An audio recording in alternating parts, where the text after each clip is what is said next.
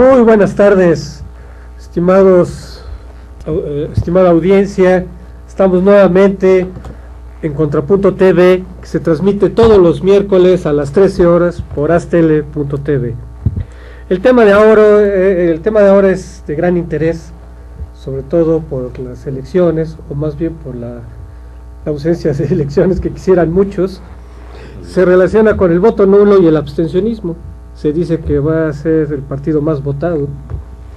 Para comentar estos temas tenemos pues a nuestros analistas de cabecera: Pedro Aguirre, politólogo, escritor, director de periódicos. Oscar Enrique, ¿cómo están? Qué gusto estar otra vez con ustedes. Muchas gracias por estar contigo, Pedro. Qué bueno que vienes, porque quiero que nos ilustres sobre ese tema. Y naturalmente pues está Oscar Valencia, también nuestro analista de cabecera, politólogo, abogado, preside la Asociación Política Nacional Jóvenes Universitarios por México. Así es. Gracias, Oscar, por estar aquí. Un gusto estar contigo, Enrique, y además qué gusto que nos acompañe Pedro, otra vez. Bienvenido. Y bueno, pues antes de comenzar quisiera dar algunas cifras que podríamos decir que son de escándalo, a pesar de que viene una elección importante. Pues nada menos que se elige 9 gobernaturas, 17 congresos locales, además del Congreso Federal, parte de la Asamblea Legislativa, las delegaciones del Distrito Federal. O sea, es un super domingo, ahora en junio, a pesar de que se van a gastar más de 18,000 millones de pesos, sin contarlo en la cuestión judicial. A pesar de ello, se prevé un abstencionismo más elevado de lo normal. El abstencionismo en las elecciones intermedias, que no motivan mucho a los votantes, oscila del 44%, que es un abstencionismo elevado. Podemos decir que a nivel latinoamericano es de los más elevados. Claro, hay todavía peores, como en Colombia, que pasa del 50%. Pero bueno, eso no nos dicen que mal de mucho consuelo de tontos. Y bueno, pues se prevé que va a haber un abstencionismo mayor. Y otro dato interesante que conviene ver es que según el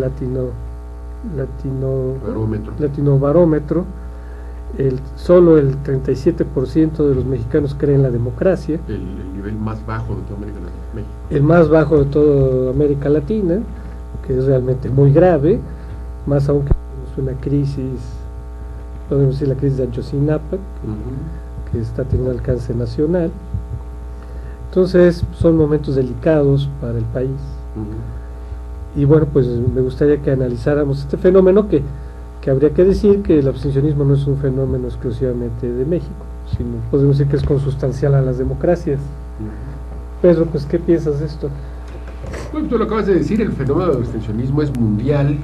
Por ejemplo, en las elecciones de término medio de Estados Unidos, el pasado noviembre votó el 38% del padrón, y eso es normal. En Estados Unidos el abstencionismo es muy alto, incluso para elecciones presidenciales.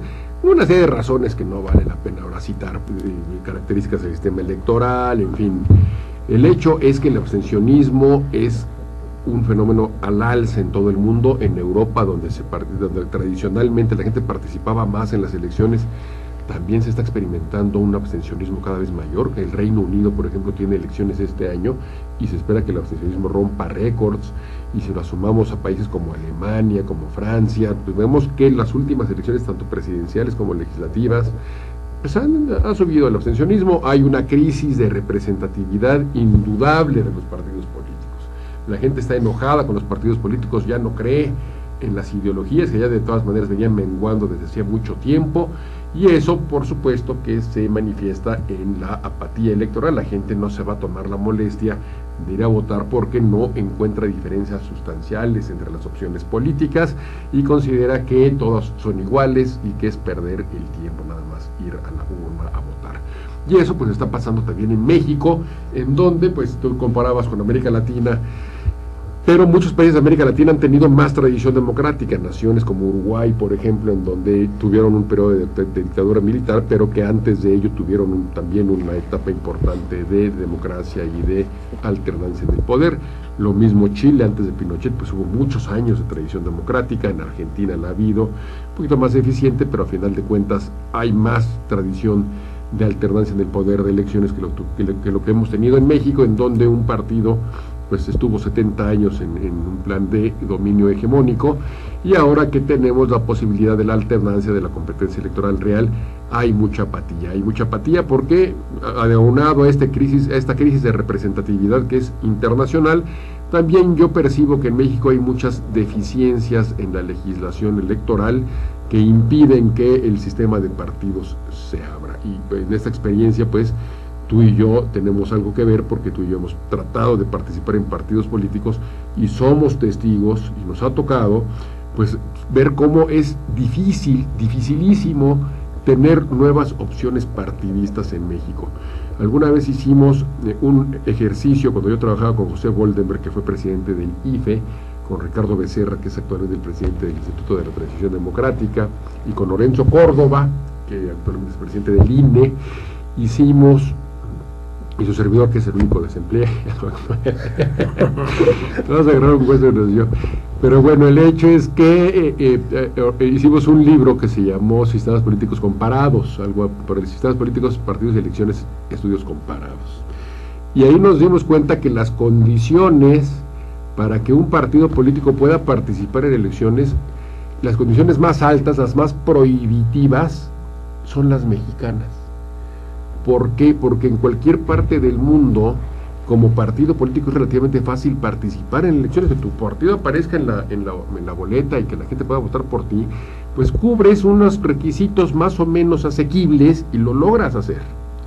Ahora, no te dan dinero de entrada, simplemente participas. Ya para tener dinero, para tener acceso al erario público, ya necesitas cubrir unas condiciones más difíciles, pero para la participación y para que te puedan votar, las condiciones son mínimas o son asequibles. En Alemania, en Francia, en Colombia, en Argentina, en el país prácticamente que me digas, es relativamente fácil participar en elecciones, no así obtener dinero o tener ingreso a la Cámara de Diputados. Ahí se necesita tener pues un mínimo de representación popular, de haber ganado previamente votos en elecciones anteriores para ya tener acceso a este tipo de derechos.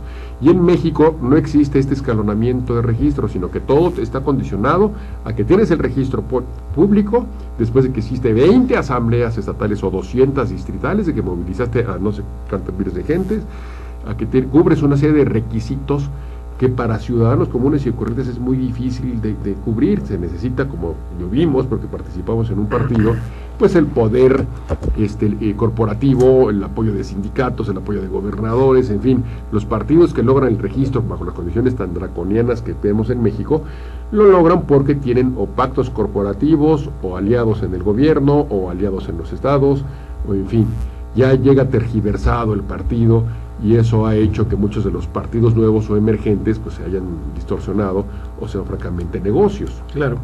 Entonces esa imposibilidad de participar como partido ciudadano o realmente ciudadano ha afectado mucho la posibilidad de nuevas opciones. Tenemos el oligopolio PRI-PAN-PRD, que ahora quizás se rompa con Morena, que es un poquito una familia que se divide hacia la izquierda. Y lo otro, que se habla de las candidaturas independientes, que también ciertamente de forma inconstitucional estuvieron prohibidas en México, que es un derecho natural que la gente, los ciudadanos puedan postularse de forma independiente, porque los derechos es votar y ser electos. En cualquier parte del mundo también es posible tener estas candidaturas ciudadanas, pero que muchos analistas, entre comillas, políticos han sobrevalorado. De repente los analistas sobrevaloran algunas ideas que son útiles en el extranjero, o más o menos útiles, o que existen en el extranjero, y pensamos que en México pueden funcionar de maravilla. La reelección legislativa es un ejemplo.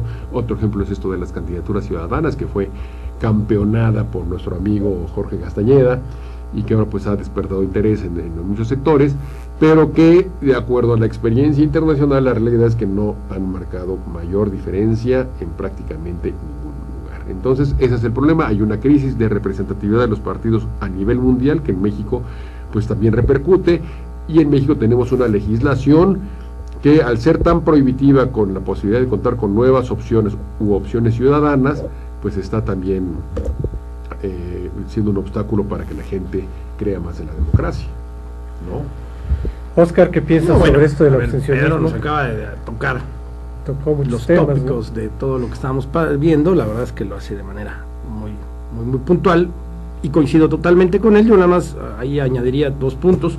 Siendo una elección intermedia, siempre la participación es mucho más baja, y en este caso así será.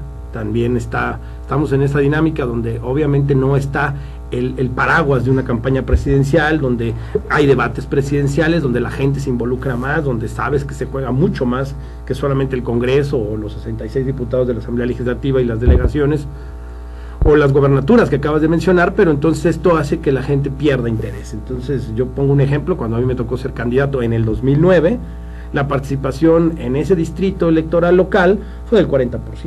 Entonces, ¿qué fue lo que dictaminó el triunfo en esa elección? Más allá del buen o mal trabajo que uno pudo haber hecho, pues evidentemente las estructuras corporativas, ¿no? Yo tuve al PRD adelante de mí y al PRI atrasito de mí pisándome los talones, a pesar de que era un distrito donde pues realmente era un lugar, era más rural que urbano, ¿no? Entonces, al final de cuentas, ahí lo que dictaminó fue cómo se movieron las estructuras, y ahí acabó siendo el resultado, ¿no? Por un lado. Y por el otro, lo que habla Pedro sobre el tema de la partidocracia, pues eso lo vamos a seguir viviendo mientras el sistema democrático y la toma de decisiones siga estando en las manos de los partidos. ¿Cómo vamos a abrir para tener mayor participación ciudadana si los partidos lo que quieren es que nadie les venga a tocar sus puntos? Y a ver, yo pertenezco a un partido político y los círculos del mismo partido están cerrados. O sea, tampoco creas que es un tema de que el ciudadano quiera entrar o no entrar. Adentro del mismo partido también te topas con el mismo, con los mismos diques, cuando ves que el partido, por un lado, a nivel nacional es de un señor, tan es así que mueve una ficha, pone otra, quita otra y no deja entrar a la buena, que dices, es un absurdo. Y por otro lado, ves en el Distrito Federal donde te dicen, pues ¿para qué te metes? Y mejor fórmate en la fila. Dicen, oiga, pero no, no es un partido que de la parte de la sociedad civil y donde la democracia interna, no. Tú ahora vamos a ser del partido de fórmate en la fila. Entonces fórmate, pues te formas. Bien. Entonces son temas donde sí vas viendo que el tema democrático, pues claro que debe estar a la baja, porque cuando uno es un demócrata verdaderamente convencido, eres víctima y eres carnada de todo esto lo que está pasando. Las candidaturas independientes, me parece que habrá algunas que puedan sí como jalar un poco los reflectores. Menciono la de Sodi y la de Arne en Miguel Hidalgo, me parece que son 2 candidaturas que pueden llamar mucho la atención, pero como tú bien dices, no van a modificar el sistema político mexicano de ninguna manera. Y la crisis de representación, yo creo que como nunca se ve que la gente que está en los partidos no se siente representada ni siquiera por sus líderes. Ahora imagínate los ciudadanos si se siente representada por estas gentes. Yo pregunto, y lo digo tal cual, ¿a quién representa Madero? A nadie, a él y a su grupo, internamente, a él y a su grupo. Y su grupo es él. Y su grupo es él, entonces dices, si los panistas se sienten representados por un tipo como Madero, imagínate el ciudadano común y corriente. Imagínate nada más. Es terrible. Ahora yo quisiera saber quién se siente representado por Navarrete, o quién se siente representado por el presidente del PRI. Entonces, pero a ver, aquí hay varias cosas, ¿no? Y Enrique siempre brinca cuando hablo del PRI. No, aquí hay varias cosas. A ver, por un lado Pedro señaló de cómo es un fenómeno mundial. Sin embargo, ¿por qué? Por ejemplo, pensemos Alemania. Alemania es un país que está en jauja. De Europa es el único que ha librado bien, ¿no? Se puede entender que en los países pobres o en crisis aflore esta crisis de representación, pero ¿por qué en los países desarrollados, incluso que estén prosperando, por qué se da ahí también? Porque digamos, se podría entender que donde la gente pues está sufriendo, una forma de repudiarlo sea el abstencionismo. Pero ¿por qué en los países ricos, civilizados, se da también eso? Tiene mucho que ver que las opciones políticas en Europa se parecen mucho. ¿Cuál es la diferencia entre la CDU y el SPD en Alemania, la socialdemocracia y la CDU? De hecho, están gobernando juntos. Entonces, cuando el ciudadano no encuentra grandes diferencias entre las opciones políticas, te dice, bueno, ¿para qué quiero ir? tengo dos opciones, o voto por los del centro, la centro derecha, la centro izquierda, los conservadores o los laboristas en Inglaterra, o los gaullistas y los socialistas en Francia, o voto por los más extremos, que bueno, a mucha gente tampoco le trae la opción de votar por la gente más allá del extremo derecho o la extremo izquierda, o sencillamente no voto. Entonces, durante todo el tiempo que se desideologizaron las opciones políticas, pues eso contribuyó a que mucha gente empezara a decir, bueno, si son iguales, ¿para qué voy a ir a votar? Ahora, en situaciones de crisis suben los votos de las opciones más extremas. Acaba de ganar un partido de extrema izquierda, Syriza, en Grecia. Ahora va a tener a Europa que hacer de Tsipras corazón, porque ganó el señor Tsipras. Pero, y la señora Le Pen va al alza en el Consejo Internacional en Francia, y existen esos fenómenos. Pero ahora que Europa está en crisis y de que de alguna manera se están sacudiendo los sistemas de partidos, tenemos el caso de Podemos en España también, pero lo que ha sucedido en Europa durante mucho tiempo, por lo menos antes de la crisis que están viviendo tan tremenda ahora con el euro, es que las opciones políticas se parecían demasiado. Y en segundo lugar también que mucha gente, a pesar de que el país esté bien o de que estén en jauja, como tú dices, o que haya estabilidad política y económica, pues no le ve mayor necesidad. Quizás es una forma también de conformismo. Hay mucha gente que ha analizado el elevadísimo abstencionismo que hay en Estados Unidos y dicen, es que la gente, pues como, en primer lugar, entre demócratas y republicanos las diferencias no son muchas. Y en segundo lugar, pues es una especie también de dar una conformidad, de dar un voto de confianza, de decir, sí, muy bien. Ándale, faltan incentivos. Hoy es domingo, me quiero quedar dormido, pero adelante, muchachos. Faltan incentivos. Faltan incentivos. ¿No será también que hubo un poco de desencanto con el tema del gobierno de Obama, que llegó con tanta fuerza? Pero siempre el fenómeno del abstencionismo es viejo en Estados Unidos, es viejo. El récord de participación en elección presidencial lo tiene la elección de 1960, Richard Nixon contra John F. Kennedy. Estuvo muy reñido, por cierto. Que estuvo reñidísima y que participó el 60%, o sea, hubo 40% de abstención. Y eso más reñida estuvo que la de Bush contra Al Gore.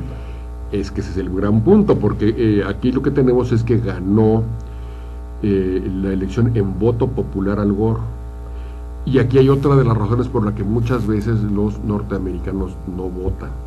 Y es porque hay un colegio electoral. Entonces, quien gana el estado, gana la elección. Entonces me van a decir, oye, qué injusto es que Al Gore haya tenido más votos a nivel nacional, que George Bush haya perdido la elección por eso del colegio electoral. Sí, pero los republicanos te dicen, pero si tú me vas a quitar el colegio electoral y va a ser a quien gane más votos, entonces yo todo el dinero que le metí a los estados que estaban reñidos, como Ohio, como Michigan, por decirte algo, Florida, se lo meto a California. ¿Qué pasa con California?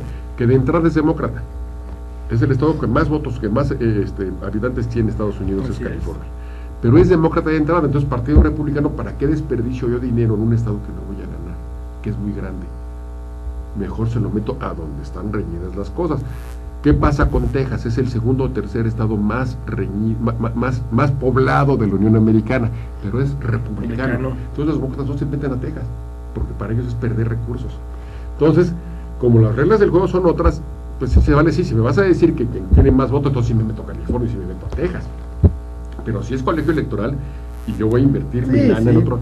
¿Y qué pasa con muchos electores? Haces selectivas tus batallas. ¿Y qué pasa con muchos electores republicanos en California o demócratas en Texas? ¿Para qué voy a votar si mi voto no va a servir para nada? Porque se va a elegir un colegio electoral en donde los que van verdaderamente a votar van a ser todos republicanos o demócratas. Entonces, ese sistema electoral ha desincentivado también la participación electoral, porque muchos electores pueden ser furibundamente demócratas y amar a su partido, pero eso es perder el tiempo, porque va a perder el estado de entrada.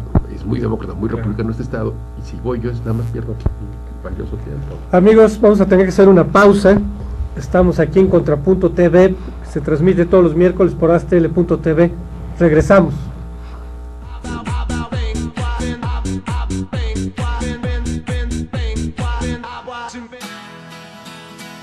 Crea tu propio negocio. Haz realidad tu proyecto. Comparte ideas para ganar dinero. Impulsa y entrena tu talento. Procura emprendimientos rentables y con futuro. Empieza hoy. Dayman, la receta del éxito. Deiman, por más de 7 décadas y con presencia en más de 9 países, se ha consolidado exitosamente como una empresa que desarrolla, fabrica y distribuye colorantes, saborizantes y productos alimenticios por excelencia.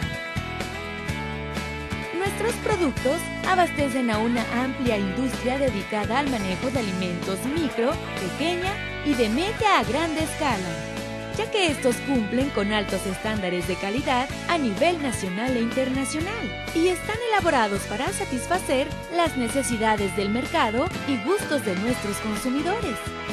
Nuestro principal objetivo es brindar un producto de calidad que nos permita mantener la lealtad de nuestros clientes y consumidores, excediendo sus expectativas de servicio.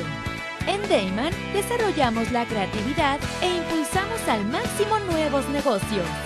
Deiman, proveedores de color y sabor por excelencia. Con Trujillo Betanzos y Asociados, tus proyectos están en buenas manos. Trujillo Betanzos y Asociados te ofrece servicios de fe pública en materia mercantil, asesoría legal, contable, fiscal y de negocios, litigio civil y mercantil, evaluación y asesoría financiera y área académica, porque nuestros clientes son nuestros mejores amigos. Para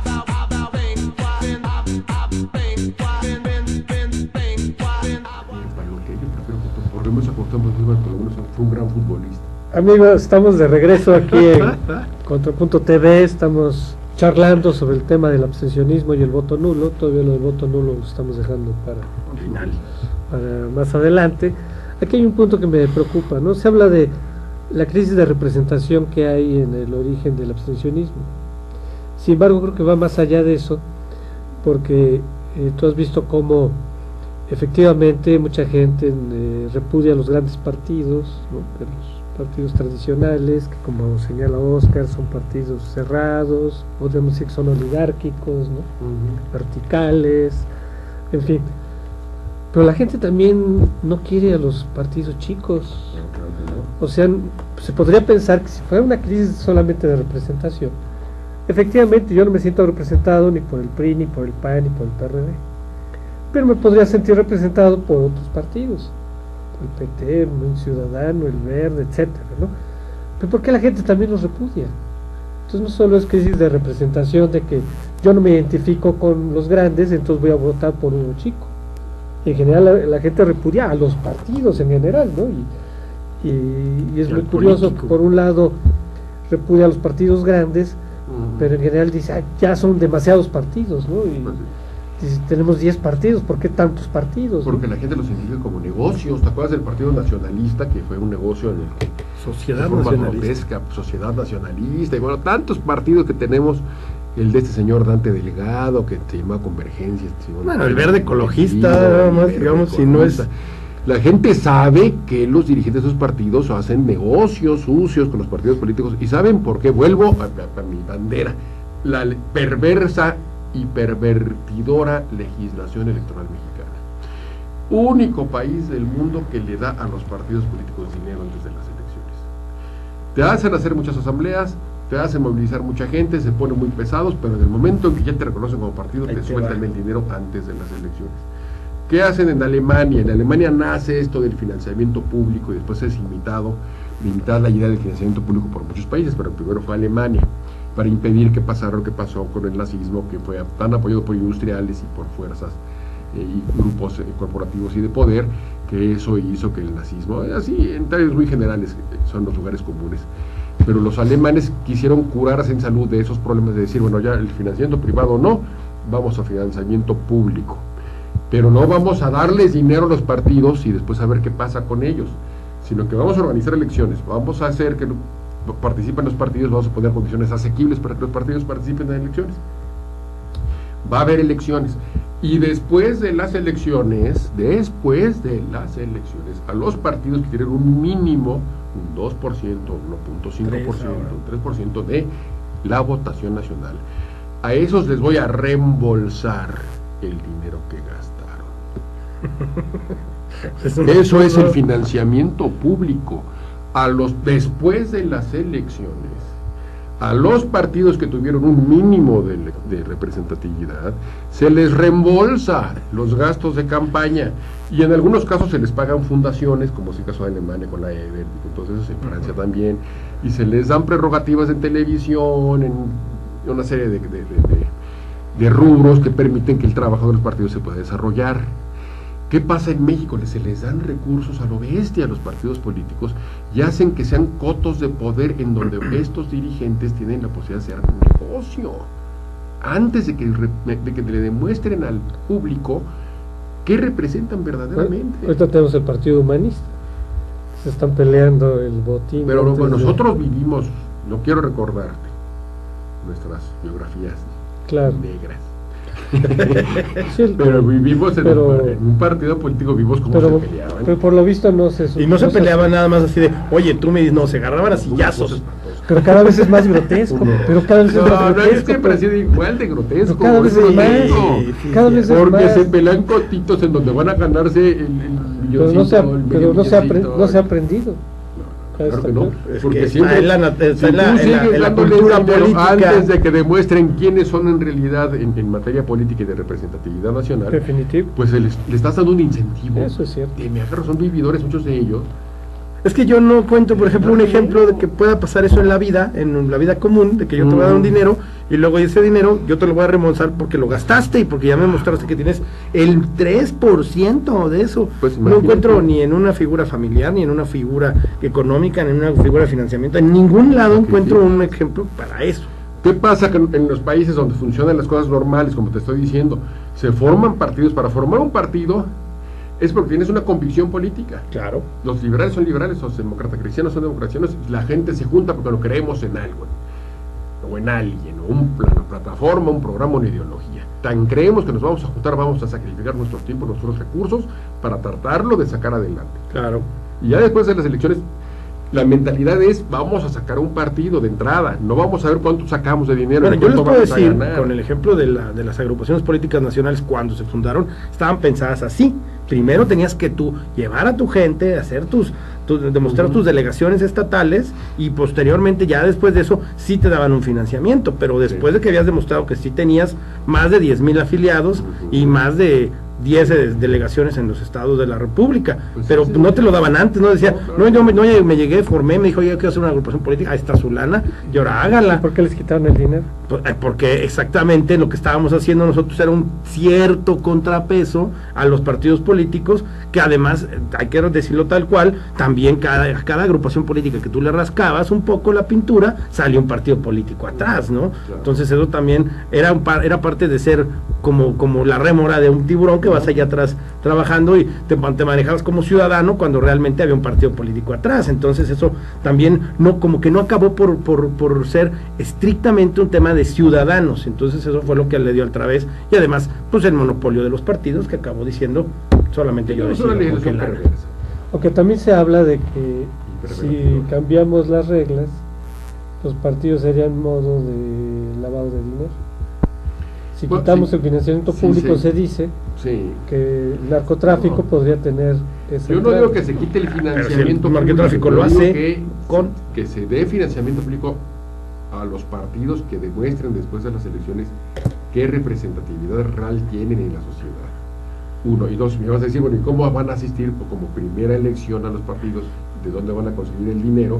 Bueno, pues para evitar el peligro de que el narcotráfico o que el crimen organizado los financie, pues se establecen controles rígidos, como se establece en cualquier otra democracia, que te va a ver quién te dio dinerito y de dónde y cuánto, y tienes un tope además.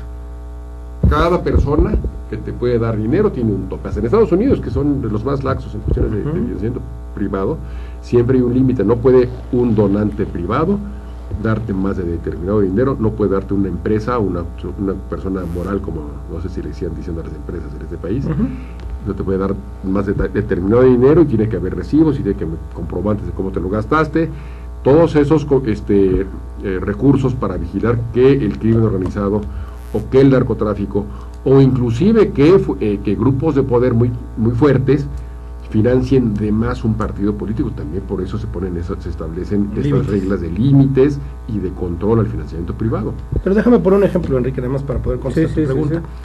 Yo siempre propuse que las agrupaciones políticas nacionales fuéramos el vehículo para que llegaran candidatos independientes, porque el tema del financiamiento, nosotros ya teníamos una experiencia sobre el tema del financiamiento público, y yo me pregunto hoy, pensando en el tema del narcotráfico que tú metes en la mesa, ¿quién va a financiar a los candidatos independientes? Ese es el gran tema de los candidatos independientes. ¿Quién va a financiar?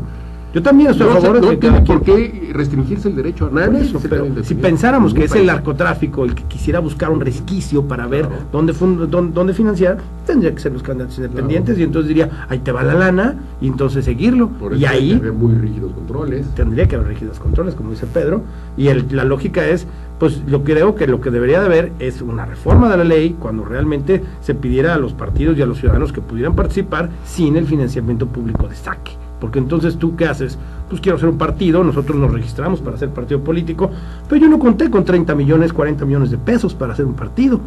¿Qué hubiera hecho yo en una lógica de decir, bueno, que me financie, cuando me llegue el dinero del Estado, pues se lo devuelvo, y entonces gasto, y después me van a reembolsar en esa lógica? Pero me parece que no acaba siendo ni democrático, ni realmente abona a una cultura política de este país. Hay que decir, por ejemplo, partidos nuevos, emergentes en Europa, como ese Syriza que acaba de ganar las elecciones, sacan con las contribuciones de sus afiliados o de sus simpatizantes, que es lo que debe de ser, si no es un negocio. Aquí si es tratar de sacar una opción política y nos va a costar, no vamos a ver qué sacamos, sino vamos a ver qué aportamos para sacar al partido adelante. Entonces ya, si de entrada la mentalidad es voy a aportar, pues aquí voy a dejar, no voy a sacar. Ya, aquí es distinto. ¿Qué pasa en México con nuestros amigos humanistas que tienen a Erasmo de Rotterdam como su principal ideólogo, me imagino? Debe de ser, seguramente. O Encuentro Social, o esas organizaciones tan bonitas que tenemos como nuevas, pues que los dirigentes son ex dirigentes de otros partidos. Claro. Do you remember? que son políticos profesionales, que son movilizadores profesionales y que saben que una buena forma de hacerse de recursitos, un bonito negocio, es tener un partido que a lo mejor va a perder, lo más seguro es que pierda el registro en un año, pero ellos estuvieron sacando un añito de dinerito. Y eso que ya es lo bonito, pero además, y y en complemento a lo que tú dices, también ya están los grupos corporativos esperando a que lleguen esos mismos grupos, o esas mismas personas, decir, yo te tengo ya aquí la asamblea del estado de Pepito, ¿no? Entonces, yo vi cómo se hacían las asambleas de Democracia Social, que fue el partido de Rincón Gallardo, y que fue uno de los esfuerzos más nobles, porque realmente fue un partido con gente muy interesante, muy comprometida, que sí teníamos las ganas de hacer una opción política distinta, pero las condiciones tan difíciles para sacar un partido político pues nos obligaron a pactar con gobernadores y con la Secretaría de Gobernación. Entonces ya naces con un estigma. Claro. Y ya es muy difícil. Pero no deja de haber una esquizofrenia social, porque por un lado pues la gente critica a los partidos, a los diputados, a la clase política que es corrupta, ¿sí? Pero por otro lado la gente quisiera ser parte de eso. Claro, porque o sea, es totalmente aspiracional. Porque, o sea, sí, los partidos y los políticos, sí, pero cuando están las campañas ahí se reflejan, ¿no? Lo que dice la gente, bueno, ¿qué me vas a dar? ¿Sí? O sea, la gente no está pensando en ideologías, no le interesan las convicciones de los candidatos, ni de los partidos. Todo el mundo está esperando qué le vas a dar, ¿no? Así porque, es. pues es que él me da una cubeta, él me da una despensa, o sea, y todo el mundo critica que la gente roba, pero si pudiera hacerlo, lo haría también. Bueno, tú has sido candidato en partidos políticos. Así es. Oscar, tú también, y yo también. Yo me acuerdo que llevaba yo en mi distrito unos folletitos en donde plasmaba yo mis brillantes claro, igual que uno. ¿Sí? Y la gente me lo decía, y todo el mundo, ¿qué me vas a dar? O sea, pero no había, dígame uno que le haya dicho, oiga, esta idea me parece muy bien, y por esta idea que de este papel que acabo de leer, yo voy a votar por usted. Por lo menos. Nadie, a mí me lo dijo así me dijo uno, por lo menos me debiste haber traído unas gorritas. Y otro se me echó el papel en el suelo. ¿Qué me vas a dar? Porque los otros trajeron cubetas y aquellos trajeron mantas ahí para no sé qué. Y cuando uno le decía, no, un diputado comprometido, que venga aquí con las causas, le decían, a mí eso no me interesa, yo quiero que ver qué me trae. Por lo menos de aquí se está juntando mucho la basura en la esquina, por lo menos había de recogerla. Entonces, podríamos Ya decir estaba que, bien, yo creo que si hubiera sido, pues la recogemos. Por lo sí, menos listo. recoges la basura y siempre algo, vamos. entonces podríamos decir que gran parte del abstencionismo se debe al repudio al sistema, Yo creo que hay una cultura política, ¿no? pero hay algo que va más allá de eso. No solo es crisis de representación, Cinismo, no solo es crisis de los partidos, sino que hay una cultura política que se ha, que a que final se de ha cuentas... proyectado a base de eso, de clientelismo. La gente espera ya clientelismo, favores por votos.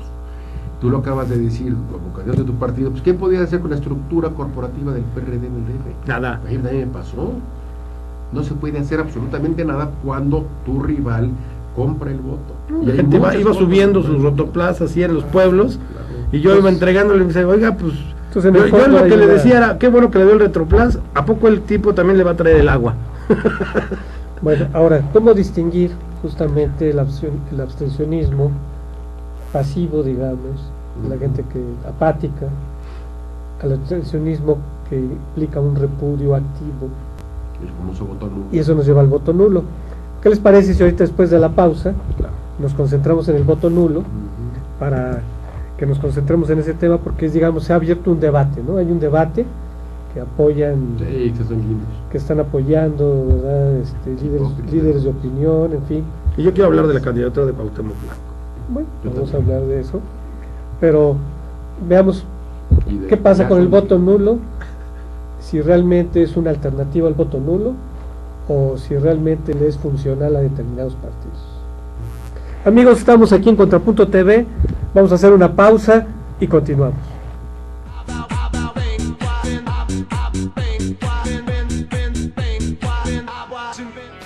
En Dayman contamos con 3 centros de distribución en México, ubicados en las ciudades de Guadalajara, Puebla y México. Distribuimos al interior de los Estados Unidos por medio de un centro de distribución ubicado en la ciudad de El Paso, Texas. Atendemos Centro y Sudamérica con apoyo de nuestro centro de distribución en Lima, Perú. Actualmente comercializamos nuestros productos en España a través de nuestro distribuidor ubicado en Madrid, lo que nos permite ser una empresa de talla internacional, dispuesta a servirle y brindarle asesoría para el óptimo uso de nuestra amplia gama de productos.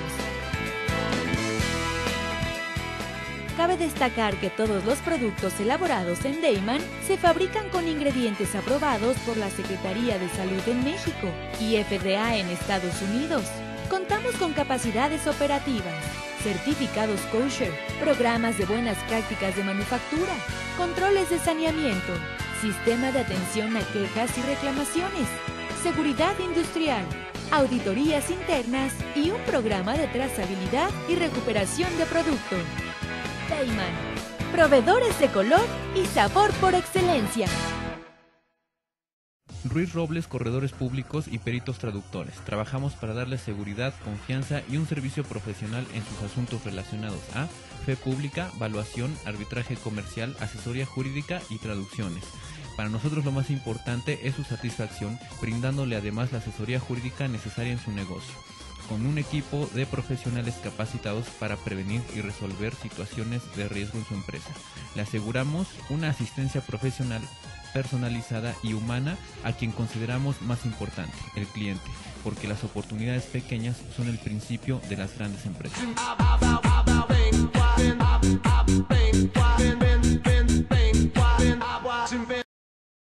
Haberlo lanzado en Puebla. No, pero Amigos, ¿de dónde tendrá amigos, su comercial? estamos nuevamente al aire.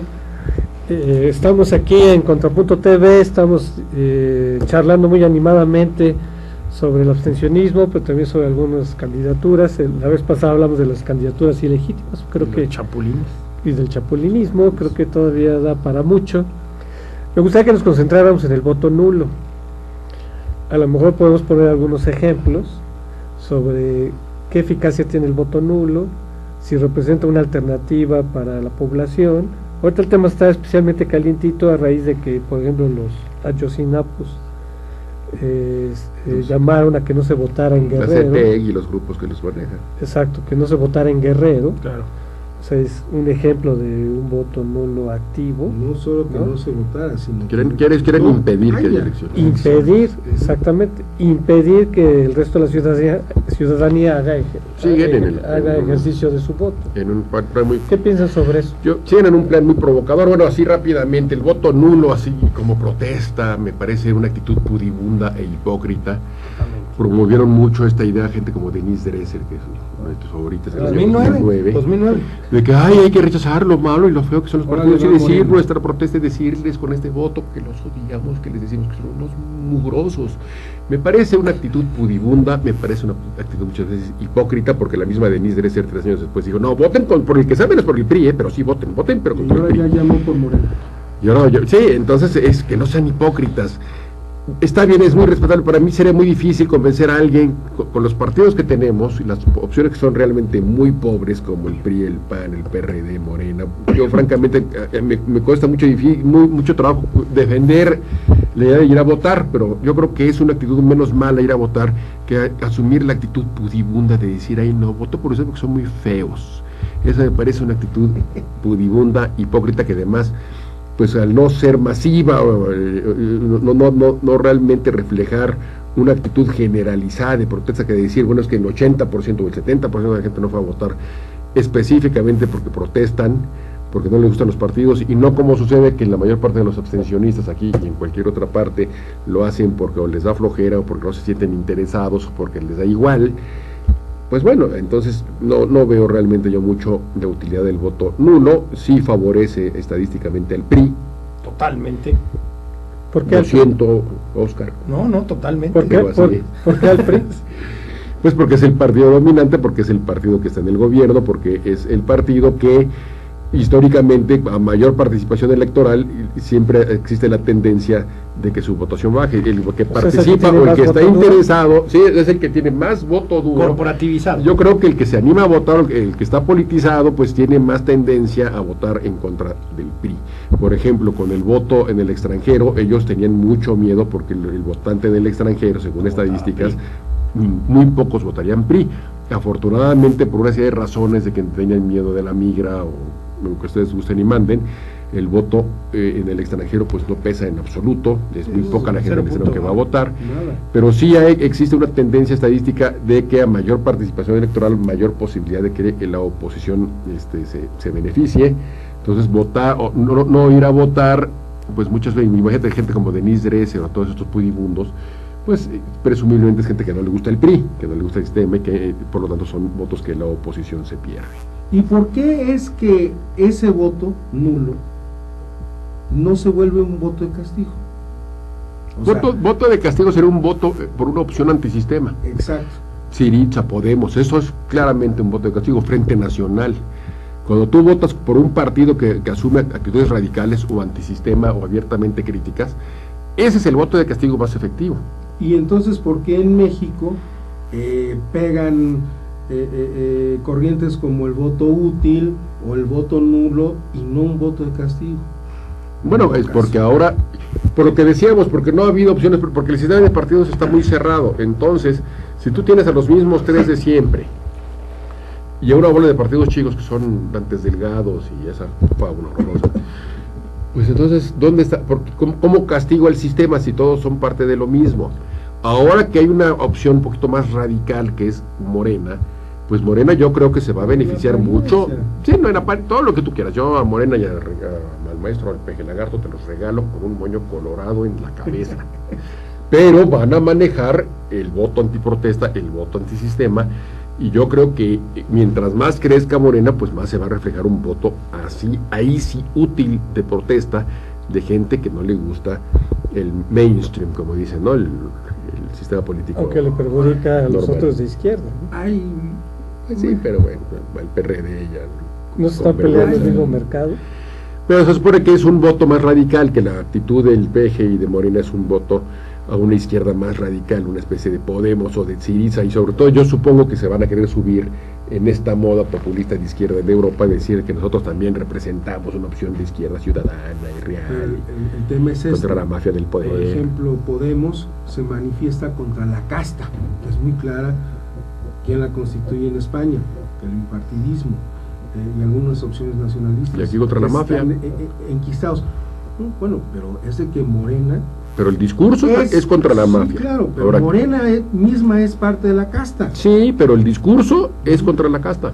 Aunque estoy de acuerdo contigo, son Contra la parte mafia de del poder, ¿no? Ahora, pero su los discurso dos es tienen contra razón. la mafia del poder. Los dos tienen razón. ahora, aquí hay otra cosa. Quizá el grueso del público no alcanza a entender. Muchas veces dicen, bueno, pues voy de candidato. ¿Y por qué no? Pues voy por un partido. Sí. Antes se decía, pero si no vas a ganar. No, bueno, pero es una cosa simbólica. Ahora, lo que es cierto y no alcanza a entender la gente es que hay mucho interés por ciertos personajes de reciclarse en candidaturas. O sea, aquí es un negocio redondo para todos. Por eso es una de las razones por las que pervive el sistema. Aquí realmente la analogía pues de la primera división del campeonato de fútbol, aquí el pleito no es por ver quién sale campeón, aquí el pleito es ver quién se va a la segunda, ¿no? ¿Quién pierde el registro a final de cuentas? El voto nulo afecta más a los partidos chicos Claro. que aspiran al registro, ¿no? Claro, Si entonces, vas a por anular el eso- voto, sí, si te quedas en tu casa, no. Que son Porque dos cosas distintas. Son es dos cosas importante. distintas. También Hay que explicar, hay que explicar El eso. abstencionista pasivo, pasivo. Cuando hablo de pasivo y activo, luego No, ponemos pues otras cosas. empiezas a... El abstencionista A proyectar. pasivo es el que se queda en su casa, queda en su casa. y no va a ir a votar, y por lo tanto no entra en la estadística electoral su actitud para efectos de los registros de los partidos. El abstencionista activo es el que va y y anula anula su voto, les mienta la Vota por madre, Cantinflas, etcétera. ¿no? Entonces, a lo que se llamaba era ir a anular el voto también para que los votos contaran en aras de que los partidos chicos perdieran su registro en el mayor número posible. Como en el 2009. Y francamente, Que pues perjudicó al Partido Socialdemócrata. ¿Te acuerdas? antes se decía, no, pues va a votar Cantinflas, van Él a estuvo votar ahí. por en el Cantinflas. Socialdemócrata. Pero pues ahora en el DF yo quisiera que hubiera un candidato así, que hubiera Lagrimita o La Grimita está en Guadalajara. Sí, o sea, para votar por alguien, Antisistema. No, pues, de peso. No, o sea, ahora sí, en serio, lo que decía, es de que es muy redituable habilitar esta clase de personajes y aunque no sean de la farándula, o sea, los dueños de los partidos, ¿qué es lo que quieren? Mantener Votos su para voto mantener poder. el negocio. Mantener el negocio, Claro. ante todo. Entonces, ¿qué es lo que van a hacer? Pues van a nivel, tanto a nivel local como nacional, pues van a buscar personajes que sean medianamente conocidos para que, bueno, pues ante las otras nulidades, bueno, pues por lo menos voté por el artista. Vamos a decir, candidato Pedro Aguirre, vamos a decir, que fue locutor y que pues una carrera en radio que se vino un poco abajo, anduvo por Televisa un rato, en Canal 4, ¿no? Con Paco Pacorro un rato. Y que por necesito decir, levantar mi y carrera artística. que desde entonces El no, relanzamiento. pero que es conocido, es un nombre, mira, sí, pues es aquel. Pues vamos por aquel, además, pues Eso le pasó. no nos puede salir tan caro, ¿no? Eso nos pasó con Rogelio Guerra. Lo que está describiendo, pero con Rogelio Guerra. Sí, pero por ejemplo en el PAN a nosotros no nos funcionó Eric del Castillo. Era terrible y la Wallace peor. Sí, bueno, las Wallace. Tampoco funcionó al Partido funcionó, Socialdemócrata la política, Big o sea, Brother, ¿no? No, pero esa no Teníamos una- llegó ni a la candidatura. Pero nosotros- al final de cuentas, ¿no? No quedó. No. Pero sí, muchas veces no funciona, algunas sí. Ricardo, ¿cómo se llama? No, el que era el actor que acabo de citar, Ricardo Guerra. ¿sí? No, Rogelio Guerra, ese nos funcionó. Sí, y hizo la en tarea. este otro, en el social, en el ¿Te acuerdas Don del Púas? Gallardo, bueno, el Púas. El Púas fue el candidato, don Rubén Olivares. Don Rubén Olivares. Sí, claro. No, entonces, no se extrañen de que vayan a surgir más estos sí, pues buscan arrebatar votitos de donde sea, porque pues, sí, pero a ver, yo ahí nada más quisiera no entrar en el tema como tan profundo como ustedes lo ven. A mí me parece que lo que ustedes están diciendo tiene toda lógica, pero sí decirle a la gente que nos escucha que si no va a ir a votar, si va a ir a poner un voto en blanco, mejor se quede en su casa. Al final de cuentas, porque no. Yo les puedo decir que en el 2009, en esa elección en la que yo participé, el verde tuvo el 10% y el voto blanco tuvo el 10%. O sea, el mismo rango del verde ecologista. ¿Y a quién benefició? El rojo. Se quedó en verde, blanco y rojo, porque al final de cuentas el que ganó ahí, ganó el PRI, en esa lógica, ¿no? Ganó el PRI en todos esos votos que no llegaron a contabilizarse y que restaron, no solamente en el tema de los porcentajes de los partidos chicos, sino también en los diputados plurinominales, ¿eh? Claro. Creció el número de diputados del PRI para esa legislatura en un número enorme. Piensen en esto. Pedro Aguirre, el candidato, citó a Podemos, por ejemplo. Podemos tiene una plataforma clara, tiene un liderazgo claramente diferenciado de lo que es el bipartidismo y el nacionalismo, en fin, es una opción, quiérase o no. Sí, claro. Aquí en México hemos hablado de que las opciones políticas no tienen que entrar al redil, y para entrar al redil tienen que cumplir todas las condiciones para ser un partido político. Pedro lo acaba de mencionar antes de que entras al aire, de que el pacto con gobernación y con los gobernadores te era obligado para un partido político, ¿no?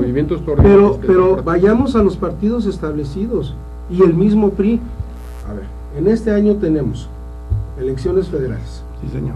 ¿Cuántas concurrentes? Como 9, ¿no? Dijo 9. Bueno, tienes que poner por lo menos 300 fórmulas uninominales, y tienes que presentar 100 fórmulas plurinominales en lo federal, ¿no? Pero además todos esos partidos tienen que presentar, pensemos en el estado de Morelos, 33 municipios, 17 por ahí distritos locales, más los 10 que tienen que presentar, las 10 fórmulas, y así por el estilo los otros 8 estados que entran en concurso. Bueno, ¿quién los cubre? Ni siquiera el PRI los cubre. Y hay que ver la cuestión de cuota de género, además. Además tienen que ajustar por menores de 30 y cuota de género. ¿Quién los cubre? Nadie tiene, bueno, ni pensar en los militantes suficientes. Antes pues sí lo hacía el PRI, hasta se peleaban por esas candidaturas. Los partidos pequeños tenían que habilitar al servicio doméstico de sus casas. Nadie cubre, porque tienes que poner 300 candidatos, pero tienes que tener 300 personajes inscritos como suplentes, que además reúnan toda la documentación, los 8 o 9 documentos que tienen que presentar para inscribir su candidatura. Pues nadie, yo no sé si tú, Oscar Rodrigo, manejen los 8 o 9 documentos, los tengan a la mano. Yo sí, todos los días. Porque pasa tanto que partido lo claro. Bueno, amigos, ya tenemos que concluir. Yo pienso que sí tenemos que hacer un llamado a la gente a que vote. Exacto. Sin embargo, dentro de esta crisis de representatividad de los partidos, yo pienso que más allá de los partidos están las personas. Entonces yo haría un llamado a la gente a que se interese por los candidatos. Pues finalmente, más allá de la etiqueta, tiene que ver mucho la trayectoria de las personas. También. Entonces yo creo que hay que hacer un llamado a la gente que en lugar de hacer eco al voto blanco, nulo, inútil o el que sea, pudibundo, antes de caer en la apatía y de que se vayan todos y de que nada sirve, de caer en ese nihilismo, ¿no? Porque finalmente hay un nihilismo en todo esto. Sí, también. Antes de llegar a eso, que se interese por sus candidatos, por quién están participando en cada distrito, o por su gobernador, por sus candidatos, y de esa manera es una forma, pues digamos, que es lo menos malo, ¿sí? Dentro de toda esta crisis, Esa es la idea. siempre hay gente que pienso que se salva, que sí busca dignificar la política dentro de todo, o que de alguna manera su trayectoria personal, ¿verdad? Que sabemos que en política no hay nada impuro, dentro de su trayectoria hay gente que sí busca, ¿verdad?, hacer algo por su comunidad, ¿no? Entonces yo creo que es el llamado que podemos hacer a la gente, que se interese por sus candidatos. Y entender que la democracia es eso, es optar por el menos malo, dejarse de sueños, dejarse de ilusiones, dejarse de entender la realidad tal como es, verla de cara y decir es el menos malo. Exacto. Correcto. Punto. Pues muy bien, amigos, pues agradecemos su participación en este programa.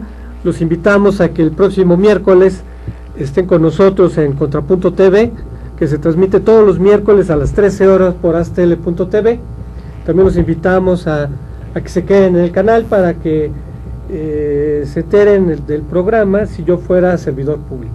Muchas gracias, Antonio. No, ustedes. Muchas gracias, Pedro. Muchas gracias, Oscar. Gracias a todos. Y pues están invitados para el próximo miércoles. Gracias. Saludos a Veracruz.